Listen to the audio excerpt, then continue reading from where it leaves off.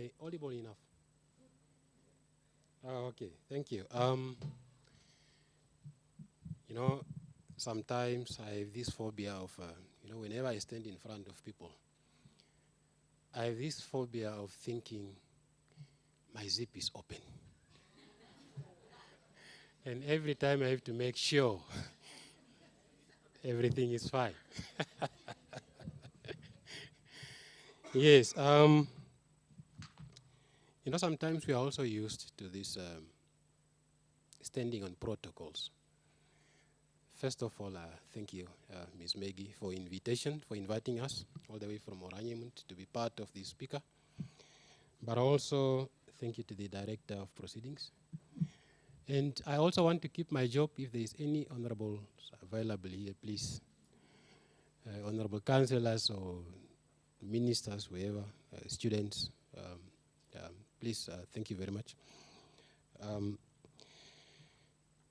Before I start, if you may also allow me just to introduce my team from Oranjemund, so you know who we are. We normally, when we come to these functions like this, we come as a team. We come as Oranjemund, and with our various stakeholders. Can I have any representative from OMDIS? OTC? I can see my team is there. We have our technical manager, the engineer. We have our environmental practitioner there. Somebody spoke of EMP. Please, that's the right person. And I think we are also I think we are about to, isn't it? We have approved to commence with the EMP. Yes, so that's the right person to speak to.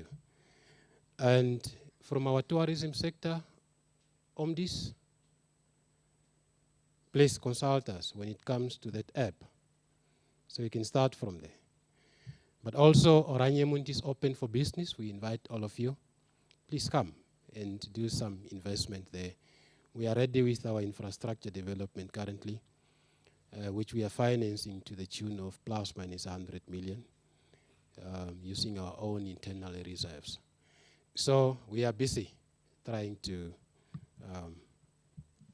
prepare the town for these massive investments. So now I can dive into my presentation, which is the impact of new oil discoveries and green hydrogen in Namibia. The impact are both positive and it might also be negative. And on the negative side, I'm quite sure if you might have heard what had happened in Nigeria, the Biafra issue. So, but those are some of the things that we need to look at. We must not just always be, so optimistic about the positive things. We also need to take into cognizance of the negative things that may come with it. Now I'm giving this thing and I forgot. Yes, I am Charles Kakuru, acting CEO for the town now. I'm in the position for plus minus 3 years now.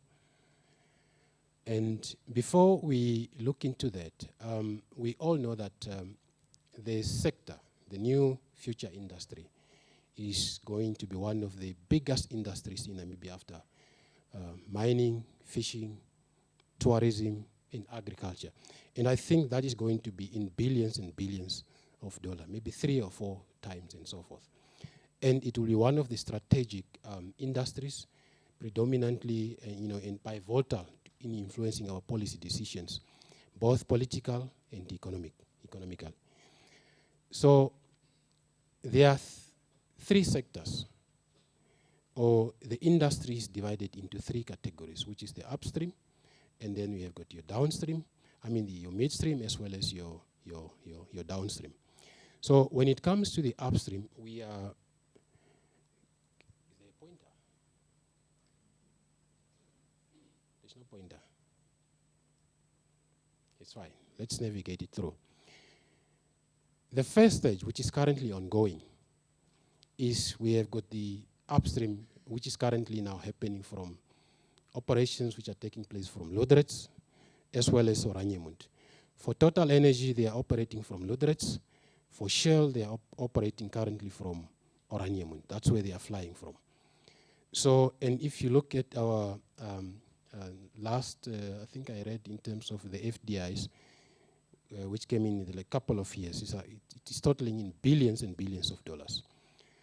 So it involves about, revolves around exploration as well as the extraction of the resources, such as oil, gas, and hydrogen carbons. So that is the current stage where we are. And seismic surveys, drilling explorations. And I remember last year I spoke to the CEO, I think he's no longer here, or the country director for Shell Namibia. And I saw that little drop, and which signifies there is potential for that oil.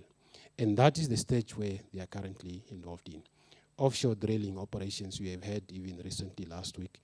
Gulf also announced that they discovered billions of worth of oil within one of their wells. So in the case of green hydrogen, this could also mean that identifying suitable sites, of which our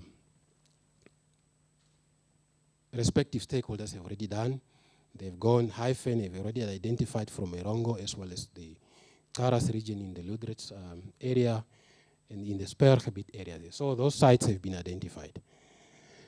And then we have got your midstream. This is where most of the opportunities we need to look at as youth, as Namibians, where it could be in the areas of transportation. What are you going to do? Are you prepared to be part of the player in the area of transportation?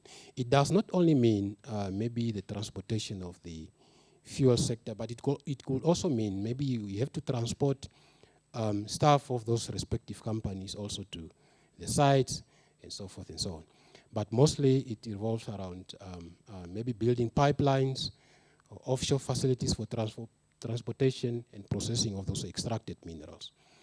And then you have got the issues of transportation, for example, of green hydrogen or ammonia and so forth and so on. So, and then you have your downstream. Part of the downstream also revolves about refining your petroleum products into a final product. And the final product is the diesel that we normally consume, the petrol, as we call it, the fuel jets, manure, for example, for our agriculture. So there's a huge potential even, or spillover effects into other sectors of the industry, so that we can grow, for example, our agriculture, our transport sector, tourism. Yes, we need accommodation where we need to sleep. We need to have the Namibian dish. So these are some of the areas that we need to go into. You know, whenever I leave Namibia, I always miss the Namibian dish. Have you been outside of Namibia and then you miss that Namibian meat, the taste? Because you can't find it anywhere. So we are quite unique. So these are the areas that we need to tap into, hotel school, okay? So whenever these foreigners come, whenever they are going back, they need to miss the Namibian dish. So these are the sectors that we need to go around in. Then what does it mean also to Namibia in terms of our markets, for example, in terms of the market segment? And I foresee, investor confidence. I foresee also, I think the other day, was it last week, where I saw our Namibian stock exchanges, the second biggest in Africa. Have you noticed that? Why can't we make it the best, the number one then? So it's possible with this. So we will have enough investor confidence. Maybe our Namibian stock exchange can be one of the biggest in Africa. It's possible, where people can come and raise capital for other projects across the world. Sectoral growth, if properly developed, we can also be a key driver in terms of our economic growth. That could spill over into education, defense, and security. In terms of education, we can also try to see how best can we bring about this oil and green hydrogen, courses within our universities, within our VTCs, and so forth and so on, and many other spillover. We can also have, our defense systems will also improve. And I'm quite very confident that we can respond at any point in time we are threatened. We are one of the very solid countries when it comes to defense and security. So the transport sector, the services sector will all be positively impacted, for example, through stock prices. Those of you in accounting, the companies that we can list, some of our companies, and then they can be valued quite very high because of the spillover effect. And then we can see also the rise in profitability ratios for those companies in the tourism sector, in the food services sector, because you will be saving more and more people coming to you. And then you can be able to sell your product, your accommodation, the booking rates and so forth and so on. So these are some of the things that we need to look at. We'll see many flights fully booked on a daily basis. Just like in Oranjemund, we have 5 daily flights. You come in the morning, 8 o'clock you land, you do your business, 1 o'clock you fly back to Windhoek. So these are some of the things that we need to look at. Foreign investment will attract more. Currently, as I said, I think I read around in the last year or so, 38 billion came into the country. So where is it going? What are you tapping? What from that 38 billion, as a youth, as a Namibian, what is your stake in that?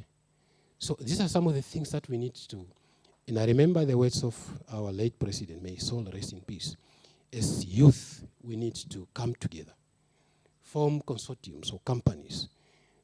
Don't only look at, no, I'm an economic graduate and then you're with your fellow economists. There's somebody from the hotel there. What can we do? Somebody from journalism, somebody from the engineering.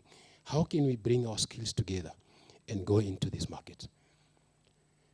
And then the boost in terms of the government revenue, definitely.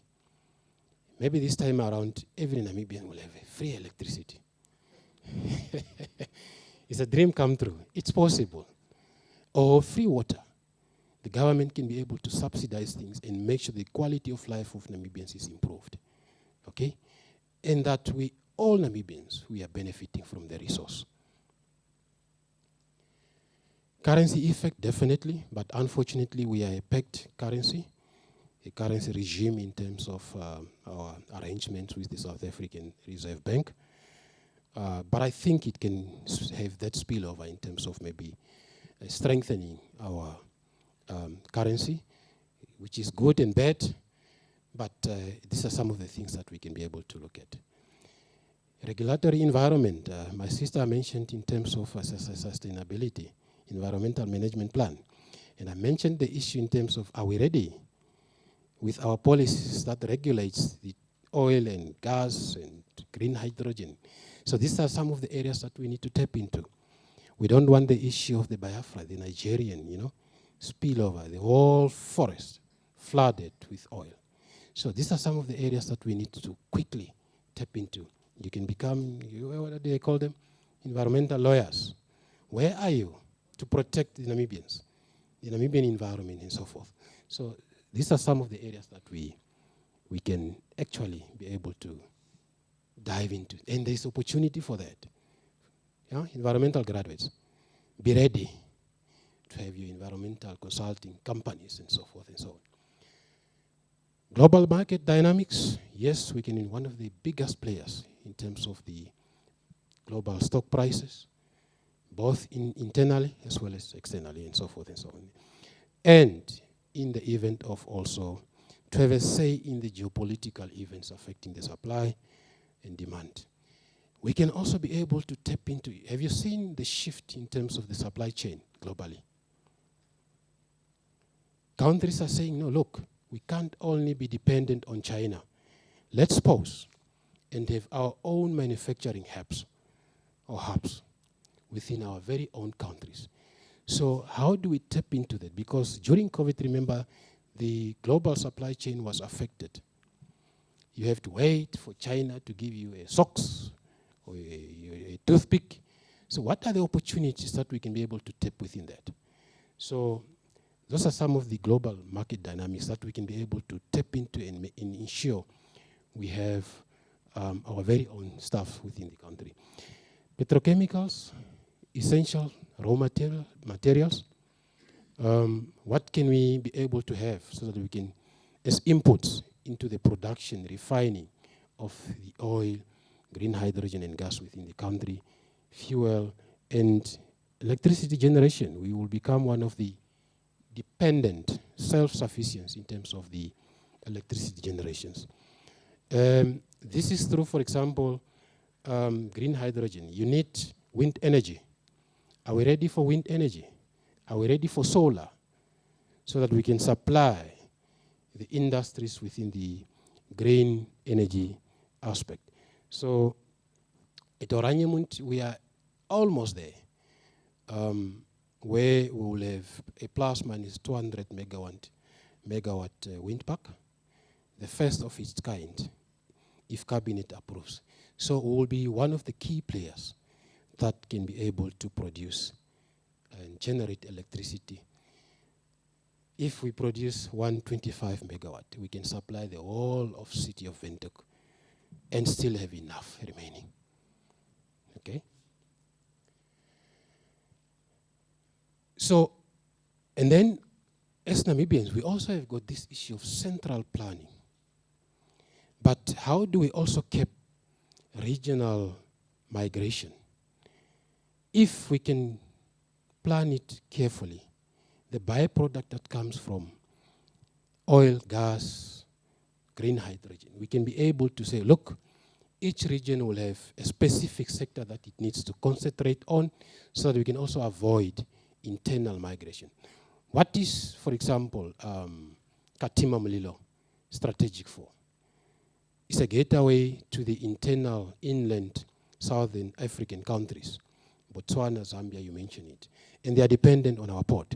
Why can't we go and have an oil storage somewhere there?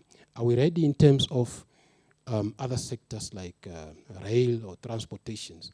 Just to ensure that for example, Oshana, what can you have from this? Maybe you can be able to have a manufacturing hub for plastics, for example, in Erongo, and you mentioned, so that each and every country, the region within our country is benefiting. Let's not just plan for Lodrets or Oranjemund. Every region must have something that they can have so that we can also keep this issue of internal migration within our country. Asphalt, bitumen, our roads full of, we have the best national roads. We are very proud of that. But sometimes it amazes me, or sometimes when I go into local authorities in towns, especially in locations, it's gravel, it's dust, it's full of potholes, but that's an opportunity in terms of the byproduct. So we can tar all our roads and make sure that Namibia is one of the best, country when it comes to even road infrastructures and so forth. Green fuel cells, as well as, for example, synthetic fibers, oil and gas that can produce, such as polyester. Where do we use this? Manufacturing of clothes, clothes and many others. Carpets, other textiles. We are currently here, I'm quite sure maybe it was sourced from, I don't know from where, in terms of the carpets, but we can have these industries within our own countries.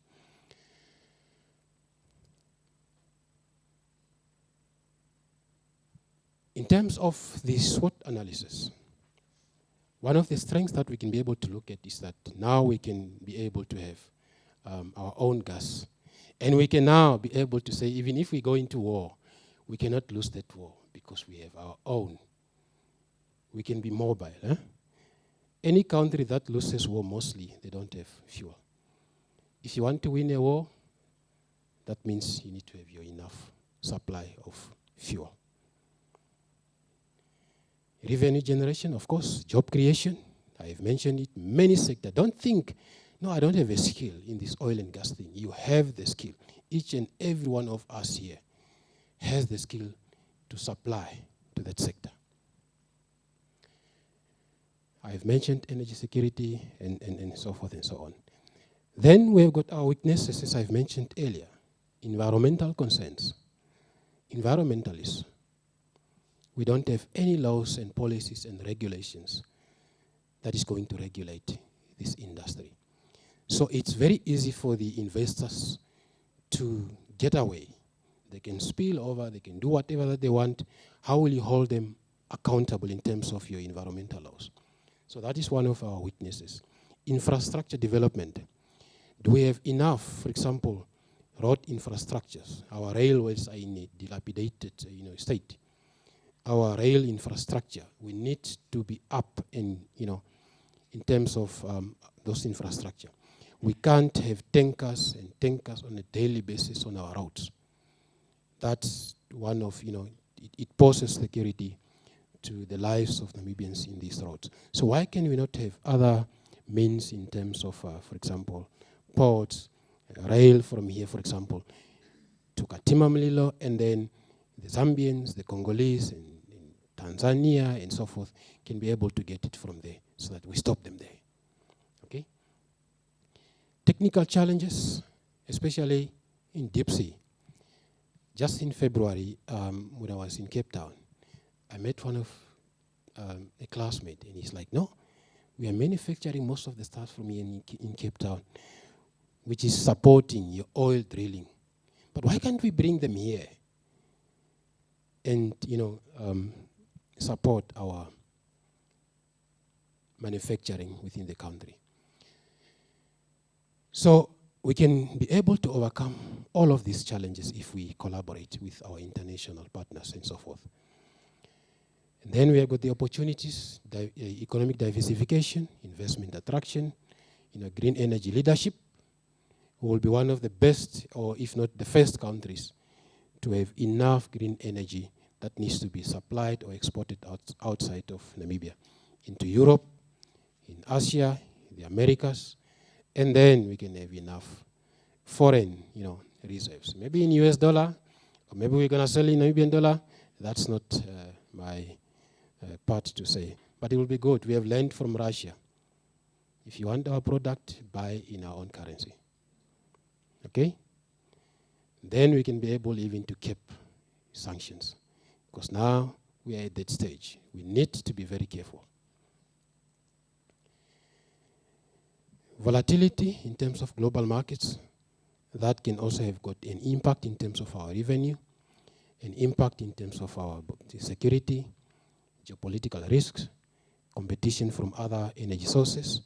If you follow the industry quite very well, Angola pulled out of OPEC, and them saying we are not benefiting enough from OPEC. Are we going to join OPEC or not? It's not up to us. We need to wait from our leaders. So there are pros and cons both in that sector, because it's no country has its own decisions. You have to decide as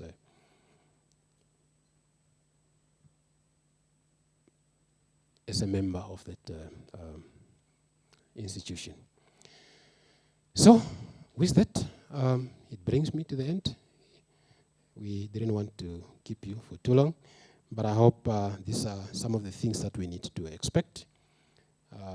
We need to be cognizant in terms of our security threats. If you see or you hear, maybe in your conversations, you identify people, please report, because we are now at quite a risk, but also at a very, opportunity in terms of how best we are going to benefit from these resources. Some of us, we might be maybe pensioners by then, but you guys, you have the opportunity to tap into the industry. Just prepare yourselves, get the areas that you focus on, that you know the best, and see that you benefit from all these resources. I think with that, thank you very much.